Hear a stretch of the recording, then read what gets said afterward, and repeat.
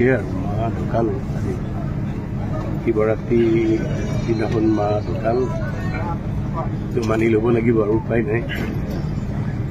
কিন্তু ইটোও মানি ল'ব লাগিব কৰ্ম সেইদিনাখন মায়ে থিয়েটাৰ চাব যাব ওলাইছিল মই নিনিলোঁ আৰু মায়েও ক'লে মই নাযাওঁ দে মই গ'লে আকৌ তোৰ চিন্তা লাগি থাকিব মোৰ কি হৈ আছোঁ গাটো বেয়া গাটো কাহ আছিলে মানে গ'ল আৰু কিমানমান বয়স হৈছিলে তেখেতৰ 77 ইমানেই হৈছে সঠিক বয়স মাৰ আমি নাজানো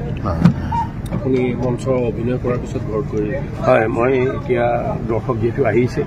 যি নাটক আছে আৰু যিহেতু মোৰ ক্ষেত্ৰখন নাটক অভিনয় থিয়েটাৰ 120 জন মানুহ জড়িত হৈ আছে ৰাইজ জড়িত হৈ আছে আধাৰ কমি জড়িত হৈ আছে গতিকে মাক এতিয়া তেনেকৈ তুলসী তলতে অহা হৈছে আৰু মই যোৱালৈ কোনোবা এতিয়া আহি আছে গুৱাহাটীৰ পৰা গতিকে মই সৎকাৰ কৰিম